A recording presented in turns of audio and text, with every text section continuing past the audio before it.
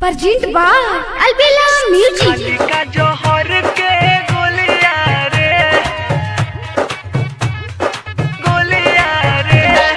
DJ Kanchan Raj ऊपर बोलिया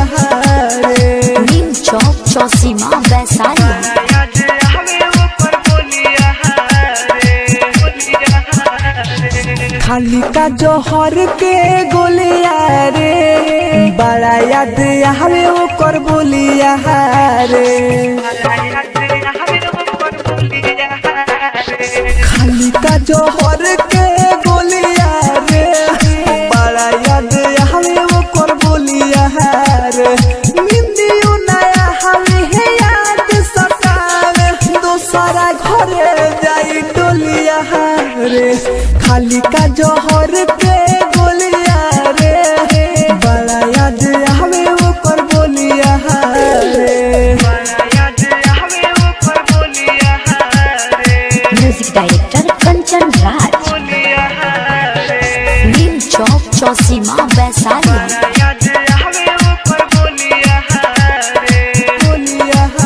धरती के कवनो कोना में जाई है याद आई तो वापस आई है धरती के कवनो कोना में जाई है याद आई तो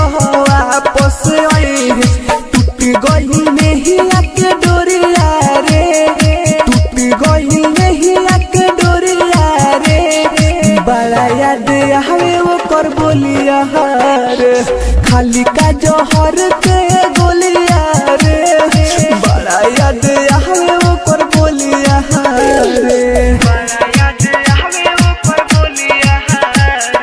डीजे कंचन राज डीजे कंचन राज अलबेला रिकॉर्डिंग स्टूडियो सिमरा नीम चौक चौसीमा वैशाली राइटर गुडू गोला देना से बताइनी प्यार लगे खाली नाम लगवाइनी राइटर गुडू गोला देना से बताइनी प्यार लगे खाली नाम लगवाइनी अमरजीत पहुँच से पूरा टोलिया रे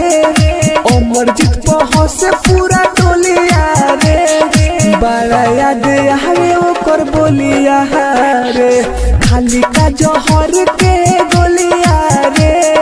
बड़ा याद हमें ओकर बोलिया रे परजेंट बा अलबेला म्यूजिक परजेंट बा अलबेला